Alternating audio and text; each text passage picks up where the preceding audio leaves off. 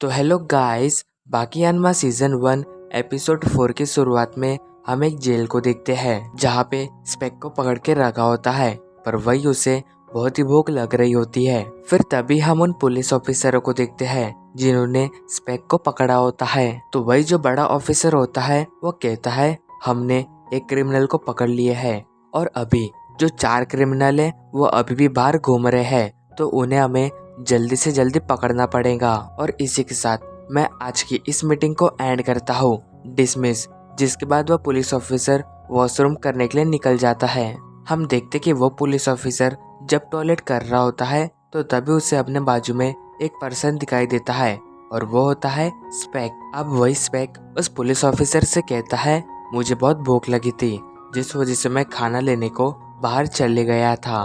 क्या तुम भी मेरे पास से कुछ खाना चाहोगे? तो स्पेक की ये बात सुन के उस पुलिस ऑफिसर को बहुत ही गुस्सा आता है, जिस वजह से वो उसे एक किक मारता है, पर स्पेक उसके पैर को पकड़ लेता है और वही जो उसके हाथ में खाना होता है वो उस पुलिस ऑफिसर के मुंह के अंदर जबरदस्ती ठूसने लगता है। अब वही कुछ पुलिस ऑफिसर ये देख के बहुत हैरान होते हैं कि स्पेक वहां से भाग चुका है, पर तभी स्पेक उनके पीछे आता है और उनसे कहता है सॉरी, मुझे भूख लगी थी, जिस वजह से मैं बाहर गया था। फिर तभी सीन शिफ्ट होता है और हम उसी शॉप को देखते हैं जहाँ से स्पेक ने खाना लाया होता है। वहाँ पे उसने जो ओनर था उसी को बहुत ही बुरी तरीके से मार के वहीं पे ही फेंक दिया होता है। तो अब इसके बाद सीन शिफ्ट होता है और हम शिनशिनकाई डोजो को देखते हैं जहाँ पे रेसु और कात्सुमी आपस में लड़ने के लिए तैयार होते हैं। अब वही हमें कात्सुमी के बारे में बताया जाता है, वो बहुत ही अच्छा मार्शल आर्ट फाइटर है। उसने अपने हाथों को इस तरह ट्रेन किया है कि वो अभी तलवारों जैसे बन चुके हैं। और वही दूसरी ओर रेसु बहुत ही अच्छा कराटे फाइटर है। उसने कुंफू की 4000 टेक्निक्स में महारत हासिल की है, तो इसी वजह से वो कुंफू में टॉप 1 पे कहलाया जाता है। अब इसके बाद हम देखते कि वो दोनों एक दूसरे पे अटैक कर देते हैं, पर वो दोनों ही एक दूसरे के अटैक को रोक देते हैं। जिसके बाद रेसु कात्सुमी को गिराने की कोशिश करता है, पर वही कात्सुमी उसके उस अटैक से बच जाता है। पर तभी कात्सुमी रेसु को एक पंच मारने जाता है, लेकिन रेसु अपने हाथ से उसे रोक देता है और उसे दूर फेंक देता है। लेकिन वही कात्सुमी दीवार का सहारा लेके वापस आता है और रेसु को एक किक मारने जाता है, पर रेसु उसके किक से बच जाता है। और जैसे ही कात्सुमी नीचे आता है तो रेसु उसके चेहरे पे एक जोरदार किक मारता है, पर कात्सुमी अपने हाथों से उस किक को रोक के उससे बच जाता है।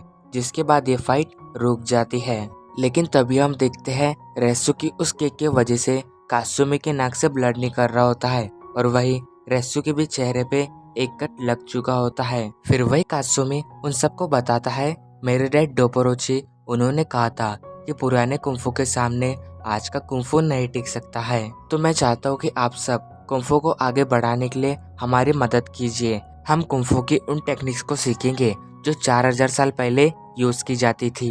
और मैं आपको बता दूं कि उन टेक्निक्स को सीखने के लिए द लेजेंडरी शेकिंग रेसु इसमें हमारी मदद करेंगे। तो आप सब इसके लिए तैयार हो क्या? तो कात्सुमी की ये बात सुन के वहाँ पे सभी लोग इस बात के लिए मान जाते हैं। लेकिन तभी हम देखते कि वहाँ पे एक बहुत ही बड़ा पर्सन आता है और रेसु और कात्सुमी उसे देख के बहुत ही हैरान हो जाते हैं और हमें पता चलता है कि वो पर्सन डोरेन होता है, जो कि उन लोगों से पूछता है डोपोरोची किधर है। जिस पे कात्सुमी कहता है डोपोरोची यहाँ पे नहीं है, अगर तुम्हें कोई काम है तो मुझे से बात करो। पर वही डोरेन कहता है नहीं, मुझे डोपोरोची से बात करनी है। और ये कहती वो अपने जूते निकाल के कात्सुमी के ऊपर फेंक देता है। जिसके बाद डोरेन उसके पास आके कहता है मैंने तुम्हें कहा ना मुझे तुम्हारे डैड से मिलना है। और ये कहते ही वो अपनी दोनों उंगलियां उसके आँख के अंदर घुसा देता है, जिससे कि कात्सुमी की दोनों आँख फूट जाती है। फिर तभी डोरेन उसका बेल्ट निकाल के उसके गले में लटका देता है और उसे फांसी लगाने लगता है। मगर तभी कात्सुमी उसके चेहरे पे एक लात मार के उससे दूर हो जाता है।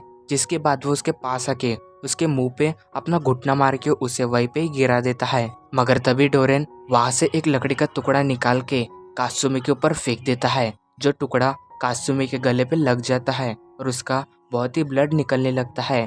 फिर डोरेन उससे कहता है लगता है तुम अभी मेरे बीच में नहीं आओगे, तो मुझे डोपोरोची से मिलने जाने दो। पर तभी रेसु उसके सामने आ जाता है और उससे कहता है अगर तुम्हें डोपोरोची से मिलना है तो उससे पहले तुम्हें मुझे हराना पड़ेगा। तो उसकी ये बात सुन के डोरेन रोने लगता है, पर तभी हम देखते कि वो एक पिन निकाल के रेसो के ऊपर फेंक देता है। देखिए वो पिन रेसो की आंखों पे लगने वाली होती है, पर तभी रेसो खुद को घुमा लेता है जिससे कि वो उसे बच जाता है। पर वही हम देखते कि वो पिन रेसो की आंखों के ऊपर लग गई होती है। तो ये देख के डोरेन कहता है, लगता है तुम फाइटिंग में बहुत ही अच्छे हो, मगर तुम मेरे अगले हमले से नहीं बच सकते। तो ये कहते ही वो अपने जेब से एक दारू की बोतल निकालता है, वो उसे अपने आसपास फेंक देता है, मगर तभी वो थोड़ी दारू अपने मुंह के अंदर भर लेता है और लाइटर जला के रेसो के ऊपर फूंक देता है, जिससे कि रेसो के चारों ओर आग लग जाती है। हमें लगता है कि रेसो